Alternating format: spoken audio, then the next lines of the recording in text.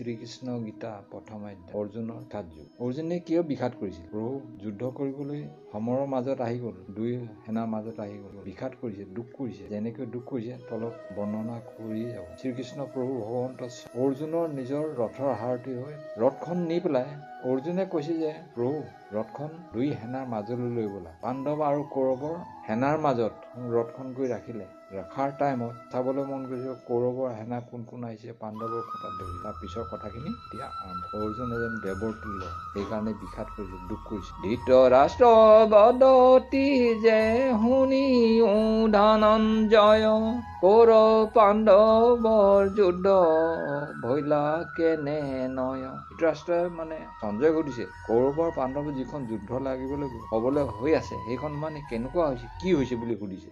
ভীষ্ম আদি কৰি হবে মহাৰথী গণ, কহা কোন কেনে মতে কৰিলে ৰণ। ভীষ্ম আদি কৰি পেলাই যিমান ৰথী মহাৰথী আছে সকলোবিলাক কোন কেনেকে ৰণ কৰিবলৈ জাজু চলাইছে সেই বিষয়ে কৈ আছে। কোনে কৈছে? সঞ্জয় ধৃতৰাষ্ট্ৰক কৈছে। ধৃতৰাষ্ট্ৰ অন্ধ হয়, ধৃতৰাষ্ট্ৰ একো নেদেখে। ঘৰত বহি থাকিয়ে মানে সঞ্জয়ক সুধি আছে। সঞ্জয় কৈ আছে, সঞ্জয়ে তেওঁ দিব্য চকু প্ৰভু ভগৱন্তই দি থোৱাৰ কাৰণে তেওঁ সঞ্জয় কৈ আছে যে কহা কোন কেনে মতে কৰিলে ৰণ। সঞ্জয় বদতি শুনি উকু মহাৰয়, দুয়ো সেনা কুৰুক্ষেত্ৰে ভৈলা একঠায়। সঞ্জয় কৈছে দুই সেনা আহি গ'ল, আহি মানে যুদ্ধথলীত দুইফালে দুইটো সেনা কৌৰৱ পাণ্ডৱ সেনা একত্ৰিত হৈ লৈছে দুটা চাইডত। এইখন ধৰ্মযুদ্ধ হয়। চক্ৰ বেহু পাতিলে কৌৰৱ সকল, সেনাৰ শব্দে পৃথিৱী কৰে তলবল। কৌৰৱৰ সেনাই চক্ৰবেহু পাতিলে সংকট বেহু পাণ্ডৱৰ তন, যেন কোটি ৰাহু সূৰ্য গাহিবে খোজ। পাণ্ডৱৰ কাৰণে সংকট বেহু মানে বিপদৰ বেহু পাতিছে। কেনেকে পাতিছে? যেনে 1 কোটি সূৰ্য যেনেকে গ্ৰাস কৰিবলৈ ধৰিছে তেনেকে মানে বেহু পাতিছে। হেন দেখি তজুপুত্ৰ ৰাজা দুৰ্যোধন, দ্ৰোণৰ সমীপে শীঘ্ৰে কৰিলা গমন। তোমাৰ পুত্ৰ দুৰ্যোধনে দ্ৰোণৰ ওচৰলৈ গমন কৰিছে। নমস্কাৰ কৰি বোলে গুৰু ভগৱান, পাণ্ডৱৰ বেহু খান দেখে কোন থান। দুৰ্যোধনে কি কৰিছে কি নাই কৰা এই কথাবিলাক সঞ্জয় নমস্কাৰ কৰি কৈছে, ধৃতৰাষ্ট্ৰক কৈ আছে। নমস্কাৰ কৰি বোলে গুৰু ভগৱান, পাণ্ডৱৰ বেহু খান দেখা কেনে থান। পাণ্ডৱৰ বেহুখন কেনেকুৱা ঠাইত কেনেকে পাতিছে এই কথাষাৰ সঞ্জয় নমস্কাৰ কৰি ধৃতৰাষ্ট্ৰক কৈ আছে। সঞ্জয়ে দেখি আছে, ধৃতৰাষ্ট্ৰক কৈ আছে। বৰ বৰ বীৰ ভীষ্ম ধন অৰ্জুনৰ সমান, ভীষণ দি সাত্য কি ধৃষ্ট কেতু দুৰ্যোধন। বৰ ডাঙৰ ডাঙৰ বীৰ আহিছে, ভীম আৰু অৰ্জুনৰ সমান বীৰ আহিছে। ইখন দিয়া সাত্যকী ধৃষ্টকেতু দুৰ্যোধন সকলো কৈছে। দ্ৰৌপদ বীৰা কাশী ৰাজ ধৃষ্ট দ্ৰোণ, শৈব পুৰোজিত কুন্তী ভুজ অভিমান্য, বিজয় বিক্ৰান্ত উপজিতি সিন্ধুপতি, সুবেগ উত্তম নীল সুভদ্ৰা সুমতি। কোন বিলাক আহিছে চব কৈ আছে। কেকয় যোধা মান্য সাংগৰ সৌৰবী, প্ৰতিবিন্দ আদি পঞ্চপুত্ৰ দ্ৰৌপদী। পঞ্চ পাণ্ডৱৰ ঘৈণীয়েক দ্ৰৌপদী 5টা পিতেকো গৈছে। অতি ৰতি মহাৰথী কটু অধৰতি, তাহাৰ লক্ষণ কহো শুনা মহামতি, ৰতি, অতিৰতি, মহাৰথী সকলো গৈছে, অৰ্ধৰথী সকলো গৈছে। তেওঁলোকৰ লক্ষণ কি কওঁ শুনা। একে একে ৰথে উঠি কৰয় সংগ্ৰাম, নিশ্চয় জানিবা আৰু অৰ্ধৰথী নাম। একেখন ৰথতে উঠি পেলাই তেওঁলোকে সংগ্ৰাম কৰিছে। হাজাৰ ৰথ এক ৰথে কৰে ৰণ, হাজাৰ ৰথ আছে যদিও একেখন ৰথতে উঠি কৰা লিখা লাগিছে। মহাৰথী বুলিয়া কয় সৰ্বজন, সকলোৱে সৰ্বজনে তেওঁলোক মহাৰথী বুলি কৈছে। অসংখ্যাত ৰথ লেখ জোখ নাহি যাৰ, একে ৰথে যুঁজে অতিৰথী নাম তাৰ। অসংখ্যাত ৰথ আহিছে, সেই ৰথত উঠি পেলাই তেওঁলোকে একেখন ৰথতে যুদ্ধ কৰিছে, ৰথী মহাৰথী সকলোৱে। আমাৰ দেখিও মুখ্য মুখ্য বীৰ, কীট ব্ৰহ্মা আশ্বস্তমা দুঃশাসন।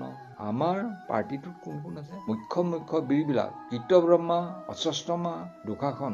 কৰ্ণ যে বিকৰ্ণ ভৰিশ্ৰয়া, ভদ্ৰ ভগদত্ত হালব হয় কাম্বুজ যি বীৰ জয়দাত।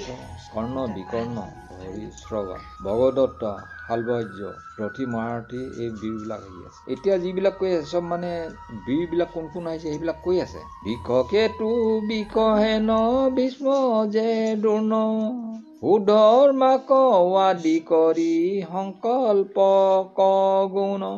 বিন্দু অনু বিন্দু যে বিহংগ ছেদিপতি, হক যে যৱন তাল ভাদ্ৰ সংগ্ৰামিত মতি। সুবেগ মাল্লকৰ কীট ভীষ্ম ভদ্ৰ ভানু, পুৰুঞ্জ ভাগীৰথ ৰথ পাৰিপাত্ৰ ধানু।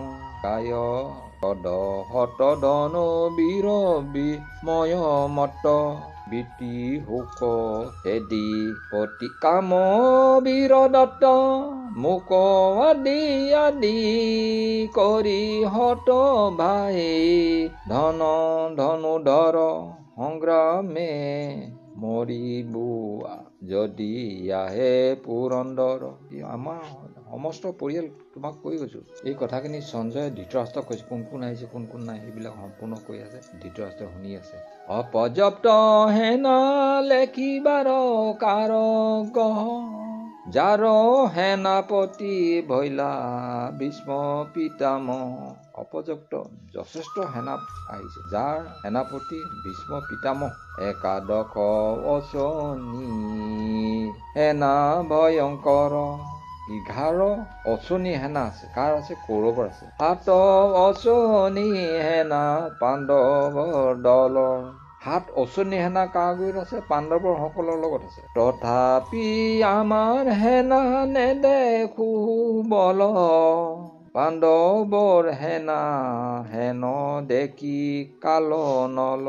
আমাৰ 11 অচনি সেনা আছে যদিও তেওঁ পাণ্ডৱৰ 7 অচনি সেনা আছে, তথাপিও দেখিলো তেওঁলোকৰ সেনা হুলস্থুল সঞ্জয়ে দেখিছে আৰু ধৃতৰাষ্ট্ৰক কৈ আছে। হেন জানি ভীষ্মক ৰাখিয়া পৰস্পৰ, পৃষ্ঠ ভাৱে আনে যেন নকৰয় হৰ।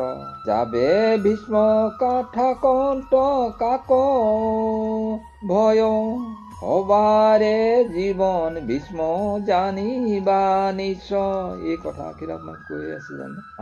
যদি আমাৰ ভীষ্ম পিতামহ আছে, তেওঁ থাকোতে আমাৰ কি ভয় আছে? ভয় কৰিব দৰকাৰ নাই, আমাৰ জয় হবই। ভীষ্মক নৃপতি কৰি লন্ত সাধুবাদ। দুৰ্যোধন গৈ পেলাই ভীষ্ম পিতামহক মানে খুব মৰম চেনেহ লগাই পেলাই কথাবিলাক কৈছে। পিতামহ আপুনি আছে, আমাৰ কি ভয় আছে? আমাৰতো একো ভয় নাই। কুতুহলে সেনাপতি কৰে সিংহনাদ, ঢাক ঢোল মৃদংগ যে তুলি কৰতল।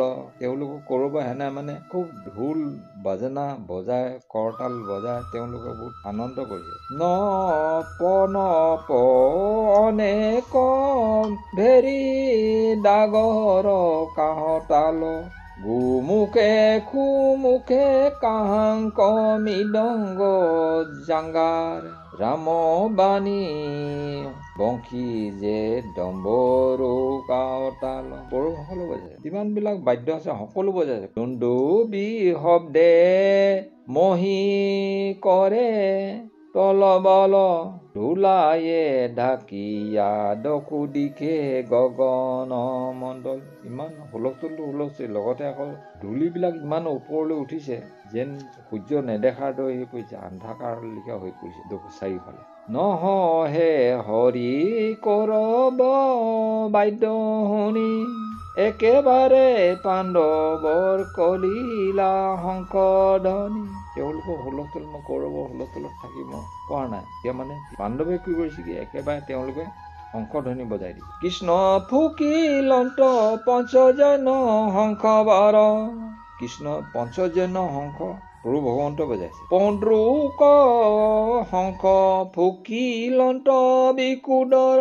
পণ্ড্ৰুক শংখটো কোনে বজাইছে? ভীমে বজাইছে। যুধিষ্ঠিৰে বজাইল শংখ অনন্ত বিজয়। যুধিষ্ঠিৰ অনন্ত বিজয় শংখ বজাইছে। দেৱদত্ত শংখ ফুকিলন্ত ধনঞ্জয়। অৰ্জুনে দেৱদত্ত শংখ বজাইছে। নকুলে বজাইলা শংখ যাৰ নাম মণি। নকুলে মণি নামৰে শংখ বজাইছে। পুষ্প শংখ সহদেৱে কইলা ধ্বনি। সহদেৱে পুষ্পক শংখ বজাইছে। অনেক অসংখ্যাত বাদ্য বাইলন্ত বিস্তৰ।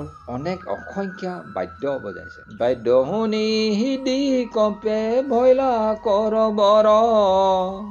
বাদ্য শুনি পেলাই কৌৰৱৰ হৃদয় কঁপি গৈছে। কৃষ্ণক সমুন্দি বাক্য বুলিলা অৰ্জুন। আগে বহায়ুক ৰথ দেখো বীৰগণ। অৰ্জুনে সমন্দ ধৰি কৃষ্ণৰ ওচৰলৈ গৈ পেলাই কৈছে আগবাঢ়ি ৰথখন তুমি বীৰসকলৰ মাজলৈ লৈ বোলা। বেহুৰ মধ্যত কোনো আছে কোনো ভাবে তাৰ অনুক্ৰমে যুদ্ধ কৰি বাক লাগে। বেহু মাজলৈ লৈ বোলা কেনেকে যুদ্ধ কৰিবলৈ কি কৰিব লাগিব মই চাওঁ। কৃষ্ণে বুলিলন্ত অৰ্জুন অভিমত। উভয় সেনাৰ মধ্যে ৰাখিলন্ত ৰথ। কৃষ্ণ অৰ্জুনৰ কথা শুনি পেলাই কৃষ্ণ মানে বুজি পাই পেলাই একো এষাৰ মাত নমতাকে কৃষ্ণই ৰথখন উভয় সেনাৰ মাজত ৰাখিলেগৈ। ধনু ধনু ধৰি পাৰ্থে টাংকি কৰিলা টাংকাৰ। দুয়ো হৰে গুৰু কজে কৰিলা নমস্কাৰ। ৰথখন ৰখাৰ লগে লগে অৰ্জুনে হৰ টানি দিলে। টানি পেলাই দুটা হৰ পঠাই দিলে গুৰু চৰণে। অৰ্জুনৰ ইমান ঈশ্বৰৰ ভক্ত হয়, প্ৰভু ভগৱন্ত হয়, সেৱকী হয়। তেওঁ ইমান শুদ্ধ পবিত্ৰ অন্তৰৰ মানুহ। যুদ্ধলৈ আহিছে জৰুৰ, তেওঁ কিন্তু প্ৰথমতে নমস্কাৰ কৰি সেৱা কৰিছে। এপাৰ গুৰু দ্ৰোণৰ চৰণত পৰিছে, এপাৰ পিতা ভীষ্মৰ চৰণত গৈ পেলাই সেৱা কৰিছে, নমস্কাৰ কৰিছে। দ্ৰোণে বোলে অৰ্জুন বিজয় শোক তোৰ। বেহু মধ্যে অৰ্জুন দেখন্ত গয়া পাছে। দ্ৰোণই তেতিয়া কৈছে অৰ্জুন তোমাৰ বিজয় হওক। দুই সেনাৰ মাজত দেখা পালো তেতিয়া অস্ত্ৰ মাৰি দিছে, মাৰি তেওঁ সেৱা কৰিছে, নমস্কাৰ কৰিছে। কোৱা দেখি তেতিয়া দ্ৰোণই অৰ্জুনক বিজয় হওক বুলি ক'লে। যতে ক বন্ধু যুদ্ধে। আৰু এপাত হৰ মাৰিছে, সেই পাত হৰ মাৰিছে গুৰু ভীষ্ম পিতামহক মাৰিছে। সেই হৰপাত গৈ চৰণত পৰিছে, চৰণত সেৱা কৰিছে, নমস্কাৰ কৰিছে, ভৰিত মৰা নাই। এতিয়া ভীষ্ম পিতামহ তোমাৰ বিজয় হওক বুলি ক'লে। কৃপা অস্বস্তমা আৰু ভীষ্ম গুৰু দ্ৰোণ। কৃপা অস্বস্তমা আৰু ভীষ্ম গুৰু দ্ৰোণ। কৰ্ণে আদি হত ভাই ৰাজা দুৰ্যোধন। কৰ্ণকে আদি কৰি 100টা ভাই ৰাজা দুৰ্যোধনো আছে। ভাতৃ পুত্ৰ নাতি খুৰা শাল্য যে মামু। ভাতৃ ভায়েক পুতেক নাতি খুৰা আৰু মমায়েক হ'ল। শহুৰ ভাগিনী সখী আপোনাৰে কুল। শহুৰ ভাগিন সখী চব নিজৰ কুলৰ। অৰ্জুনে ইফালে মূৰ কৰি চাইছে, সমস্ত সেনাবিলাকক দেখিছে। কৌৰৱৰ সেনা ফালে চাই দেখি এইখন মোৰতো সমস্ত মোৰে আপোন নিজৰ মানুহ। প্ৰাণক উৎসৰ্গা কৰি হবে আইলা ৰণ। প্ৰাণক উৎসৰ্গা কৰি ৰণলৈ আহিছে। তাক দেখি শোকাকুল ভয়লন্ত অৰ্জুন। কি বোলে অৰ্জুনে বহুত শোকাকুল হৈছে, বহুত দুখ পাইছে, বেজাৰ কৰিছে। এইটো হৈছে বিষাদ যুগ। অৰ্জুনে বুলন্ত কৃষ্ণ শুনা কৃপাময়। বন্ধুগণ দেখি মোৰ নৰহৰে হৃদয়।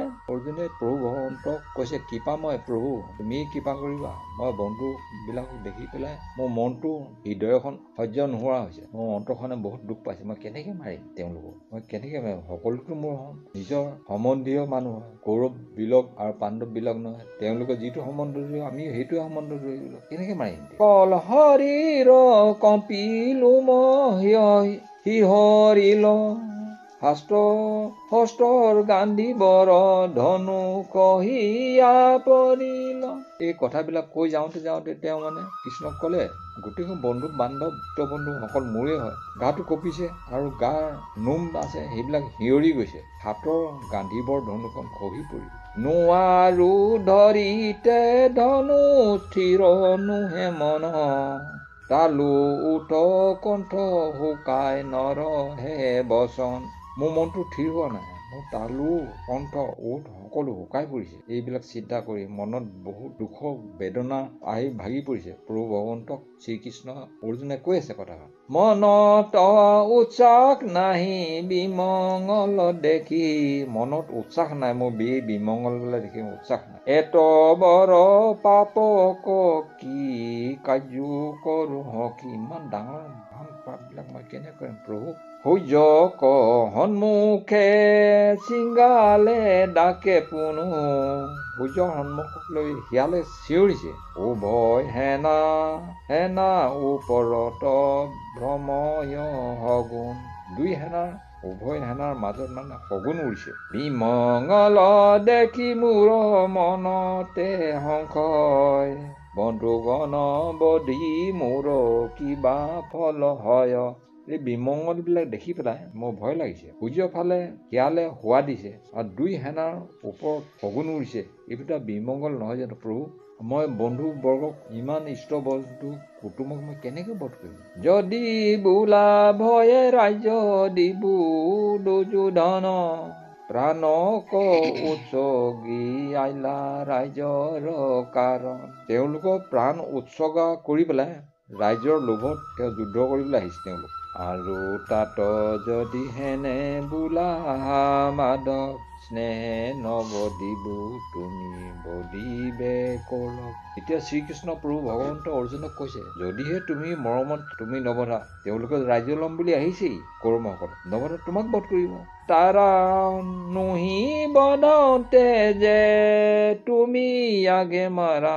তুমি আগতে যদি নামাৰিলে তোমাক যদি আগত মাৰি দিয়ে। আকন্তকা পৃথিৱীক সুখে ভোগ কৰা। যাক লাগি ৰাজ্য ধন তাক সহাৰিবু। বন্ধুহীন হলে পাছে ৰাজ্য কি কৰিব? তেতিয়া অৰ্জুনে কৈছে, তুমি যুদ্ধ কৰা বুলি কৈ আছা প্ৰভু, কিন্তু ৰাজ্যখনো পাম, সিহঁতকো বধো কৰিম। যদি কোনো নাথাকে বন্ধু বধ কৰি ৰাজ্যখন লৈ সকলোকে মাৰি শেষ কৰি পেলাম। তাৰপিছত মই ৰাজ্যখন লৈ কি কৰিম? এই কথা অৰ্জুনে শ্ৰীকৃষ্ণক কৈছে। ইটো ৰাজ্য তলৈ কৰ যদি হওঁ পতি। তবু ঘোৰ বন্ধু বধ নকৰো বুৱাতি। গোটেই তিনটোলৈকে যদি মই ৰজাও যুদ্ধত জিকিও লওঁ, বন্ধু বধ কৰিবলৈ মই কি কৰিম? কৃষ্ণে যে বুলন্ত তোমাহ মোৰ নাই। বিহাক আনিলো দ্বিজ ফুৰে সত্য নগায়। শ্ৰীকৃষ্ণ প্ৰভু ভগৱন্তই অৰ্জুনক কৈছে তোমাৰ সমান মূৰ্খ নাই, বিয়া কৰি আনি পেলাই ইফালে ইফালে ফুৰিবলৈ যায় জানো, ঈশ্বৰৰ কথা গাই ফুৰে জানো, সেই বুলি কৈছে। এইটো মানে আকাৰ ইংগিতত কৈছে। খেতিয়াৰ ধৰ্ম জানি ৰাম সন্তোষ আততাই বদে শাস্তে নধৰয় দুখ। যিবিলাক আততাই বেছি পাপী তেওঁলোকৰ বধ কৰিলে দুখ নহয়। বন্ধু বধ দেখি তুমি নকৰিবা ভয়, ইটো আততাইৰ তাৰ শুনিও নিৰ্ণয়। যিবিলাক আততাই মহাপাপী হয় তেওঁলোকৰ বধ কৰিলে পাপ নালাগে নহয়। অৰ্জুন তুমি কিয় ভয় কৰিছা, তোমাৰ পাপ নহয় নহয়। বলে ধন লবে বান্ধি অগ্নি দিয়া মাৰে, বলৰে ধন বান্ধি দিছে, অগ্নিয়ে মাৰিছে। চলে বিষদে ইটো ক্ষেত্ৰ দ্বাৰা ৰহে, অস্ত্ৰ শস্ত্ৰ ধৰি বধিবাক আহে ধাই, এহি ছয় পাপে অসম বোলয় অততাই। এই অততাই কি 6 প্ৰকাৰৰ তেওঁলোকক দুখ লগাই পাপ কৰি থৈছে, তাক দুখ নালাগে নহয় তোমাৰ। সম্প্ৰতি বদিবে লাগি আগবাঢ়ি, তোমাৰ সম্পত্তিবিলাক ধন সম্পত্তি ল'বলৈ তেওঁলোক আগতে আগবাঢ়ি আহিছিল আৰু ৰাজ্যৰ ধন সকলো লৈ আহি ল'লেই। ভীমক মাৰিবে লাগি বিষ লাৰু দিলা, ভীমক মাৰিব কাৰণে বিষ লাৰু দিছিলে। দ্ৰৌপদীৰ বস্ত্ৰ সৈতে সভা মাজে নীলা, দ্ৰৌপদী কিমান সহস্ৰ সভাৰ মাজত দ্ৰৌপদীক বস্ত্ৰহৰণ কৰিছিলে, তুমি পাহৰি গৈছা। তেতিয়া অচল অৱস্থা এটা আছিলে দ্ৰৌপদী। তেনে অৱস্থাত যেতিয়া দুকাখনে তেওঁৰ ঘৰৰ ভিতৰৰ পৰা তুলি ধৰি টানি ৰাজসভাৰ মাজলৈ আনিছিলে, তুমি এইবিলাক কথা পাহৰিছা। এই কথা কোনে কৈছে? শ্ৰীকৃষ্ণই অৰ্জুনক কৈ আছে। যতু গৃহে থৈলা আগে অগ্নি দিলা পাছে, আকৌ তোমালোকক পঞ্চ পাণ্ডৱ আদি কৰি তোমাৰ মা সৈতে 6টাকটো ঘৰৰ ভিতৰত থৈ দিছিলে, তাৰপিছত জুই লগাই দিছিলে, তুমি সেইটো পাহৰিলা। ভাঙে পাঙে ছয় দুখ কৰবত আছে, চববিলাক ইফালে ইফালে মিলাই পেলাই কৰবত 6টা দুখ আছে। হেন জানি কৰব বধিবে জুৱাই, আততাৰি বদে দুখ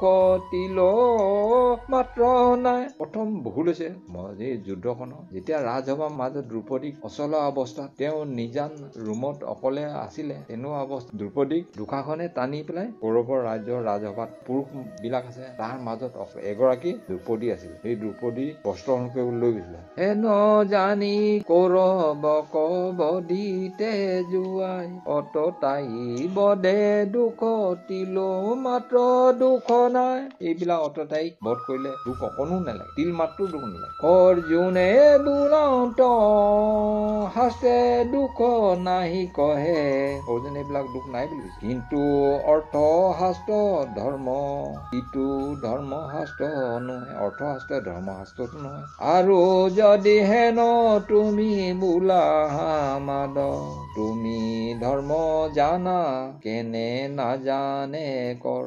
এতিয়া অৰ্জুনে কৈছে প্ৰভু সখী তুমি যে ধৰ্ম কথা জানা, কৌৰৱে কিয় ধৰ্ম কথা নাজানে? তাৰা ৰাজ্য কাম অৰ্থ লোভ বুদ্ধি হত, মই কেনে জানি প্ৰৱতিবো অধৰ্মত। মই জানি শুনি অধৰ্মত কেনেকৈ যাম? ইহ লোক শোক পৰলোক নৰক, এইটো লোকত যদি বেয়া কাম কৰিবলৈ সিটো লোকত মই ইটো জন্মতো মই আকৌ নৰকত ভুক্তভোগী হ'ব লাগিব। শ্ৰীকৃষ্ণ কৈ আছে অৰ্জুন আপোনাৰা কুলক আপুনি কৰো ক্ষয়, নিজৰ কুলটোক মই নিজে ক্ষয় কৰিম নেকি? নিজৰ বংশটো নিজে ক্ষয় কৰিম জানো? বংশৰ প্ৰবাহেতু সংসাৰৰ কাষে, আজি কালি নুহি ইষ্টু আদ্য হন্তে আছে। এইটো এতিয়া পৰা নহয়, আদিৰ পৰা আছে, এতিয়াও চলি আছে। স্বামীক মাৰিলে তাৰ যতে ক যুৱতী, স্বামীক মাৰিলে যুৱতীসকল মাইকী বিলাক, বিধৱা হব ভজিবে ক উপপতি। স্বামীক মাৰি পেলালে মানুহজনী বিধৱা হব, এই বিধৱা হলে তেওঁ আকৌ উপপতি লৈ যাব। সনন্তি সন্তান তাৰ হৈবে ক অথন্তৰ, সেই সতী সন্তান বিলাক অথন্তৰ হব। জাতি নষ্ট ভইলে হব বৰ্ণৰ অহংকাৰ, জাতিটো যদি নষ্ট হবলৈ হয় বৰ্ণ সংকাৰ হ'ব, জাতি অস্তিত্ব নাথাকিব। সংকাৰে যে সদাচাৰ নষ্ট কৰে জ্ঞান, এইবিলাকে জ্ঞানবিলাক নষ্ট কৰি পেলাব। পিতৃ লোকে নাপাইব পিণ্ড জল পিণ্ড দান, জাতি কুল বৰ্ণাশ্ৰম ধৰ্ম হৈব হত, স্বৰ্গ হতে পিতৃ লোক পৰিবেত অধ।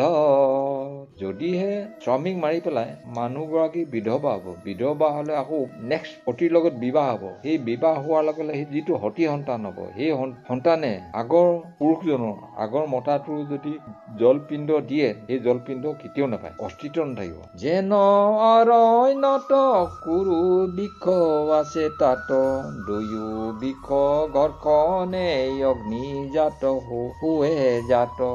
যেনেকে এখন অৰণ্যত কুৰু মানে বেয়া গছ আছে, এই গছজোপা সিজোপা গছে লগ লাগি পেলাই ঘৰখন হ'ব, ঘঁহা খাব, ঘঁহা খালে মানে অগ্নি উৎপত্তি হ'ব। অগ্নি উঠিব দহিলা নিৰন্তৰ, মই যেন অগ্নি ভৈলো কৰব পাণ্ডৱৰ। এই যেনেকৈ এজোপা অৰণ্যত জুই লাগিব, যেতিয়া জুই লাগিব গোটেই বনখন শেষ হৈ যাব, ঠিক তেনেকে মই কৌৰৱৰ পাণ্ডৱৰ মাজত মানে মই অগ্নি হওঁ। মই যদি যুদ্ধখন কৰো, কৰিলে গোটেই কৌৰৱৰ পাণ্ডৱৰ সেনা শেষ হৈ যাব। এবে স্বৰূপত মোৰ হেন বলে মন, মই যুদ্ধ নকৰিলে এৰিবে কৰণ। প্ৰকৃততে মই যদি যুদ্ধ নকৰো, যুদ্ধখন কেতিয়াও নহব। অস্ত্ৰ শস্ত্ৰ নধৰিলে যদি মোক মাৰে, তথাপিতো হবে ৰাজ্য বদিতে নপাৰ। অস্ত্ৰ শস্ত্ৰ ধৰি যদি মোক মাৰে, তথাপিও সকলো প্ৰজাক বধিব নোৱাৰো। এহি বুলি অৰ্জুনে এৰিলা ধনুহৰ, অহিয়া ৰহিলা বীৰ ৰথ ওপৰ। এইবিলাক কথা শুনি বুজি মনত দুখ কৰি পেলাই ৰথৰ ওপৰতে বহি আছে। সঞ্জয় বদতি শুনা নিপতি প্ৰধান, প্ৰথম আধ্যা কথা ভৈলাই শিখান। প্ৰথম আধ্যা ইমানতে শেষ হ'ল। কহয় গোবিন্দ্ৰে মিছে কলিৰ মহৎ, গোবিন্দ্ৰ মিছে কলিৰ মহত্বৰ কথা কৈছে। প্ৰথম আয়ু ক্ষয় বাল্য আৰু কাল, প্ৰথম আয়ু ক্ষয় বাল্য কালত। কুমাৰ আয়ু ক্ষয় ক্ৰিয়া বিদ্যা গণ, কুমাৰ অৱস্থাত আয়ু কেনেকে বিদ্যা আৰু কাম কাজৰ মাজত কৰি থাকোতে আয়ুক্ষয় হয়। জুৱাৰ আয়ু ক্ষয় ধন ভাজ্যা চিন্তে, জুৱাৰ ডেকা অৱস্থাত ধন আৰু ভাজ্যাৰ চিন্তাত মানে আয়ুক্ষয় হয়। বুঢ়া ভৈলে শৰীৰ বল দূৰ যায়, বুঢ়া হলে মানে শৰীৰ দুৰ্বল হব আৰু বল নাইকিয়া হব। হেন স্নেহ অন্ন খাই নিদিলে নাখায়, যেতিয়া অন্ন দিব তেতিয়া খাব, নিদিলে খাব নোৱাৰিব। এই মতে আয়ু ক্ষয় অন্ধকূপে পৰি, এনেকেই অন্ধকূপত পৰি থাকিব লাগিব, মানে কুঁৱা, আন্ধাৰৰ কুঁৱাত পৰি থাকিব। অন্তকে যাৰ হবাৰে কিপত আছে ধৰি, দন্তে হৰে কে খপকে চকু নেদেখ, দাঁত সৰিব, ধুলি পকিব আৰু চকুৱে নেদেখিব। এনেকুৱা দুখত থাকি জীৱাক বাঞ্ছয়, এনেকুৱা দুখ পাই থকা অৱস্থাত যি থাকিবলৈ বাঞ্ছা কৰে, আশা কৰে কোনে? মনুষ্যই। স্নেহ হোতে বিশ্ৰামোতে থাকি পৰি থাকে ঘৰে, ভাজ্যা পুত্ৰ নুপুষয় অৱহেলা কৰে। স্নেহ হোতত এই মৰিবলৈ থকা মানুহজনেও ইমান মৰম লাগে নহয়, পৰিয়াল বংশ ককাই ভাই ইষ্ট বন্ধু সকলোৱে মৰম লাগি বিচনাতে মুতিব, বিচনাতে হাগিব, ঘৰতে পৰি থাকিব, ইফালে খাবলৈও নিদিয়ে, কেতিয়া মন গলে দিব, মন গলে নিদিব, অৱহেলা কৰিব, তথাপি জীয়াই থাকিব নোৱাৰো। সংসাৰ এই দুখ জানি নৰ, এইবিলাক সংসাৰৰ দুখ হয়। ভজা হৰি পাৱে শীঘ্ৰ বিলম্ব নক্ৰক, ভজিবা এৰি নিদিবা, শীঘ্ৰেই দেৰি নকৰিবা। এহি পদ্ম সতে তাপ অখণ্ডে সংসাৰৰ, ৰাম কৃষ্ণ বুলি ভাব সংসাৰ কতৰ। চিন্তা কৰিব, হৰিনাম ল'বা, লৈ পেলাই সংসাৰ হাত সাৰিবলৈ চেষ্টা কৰিব।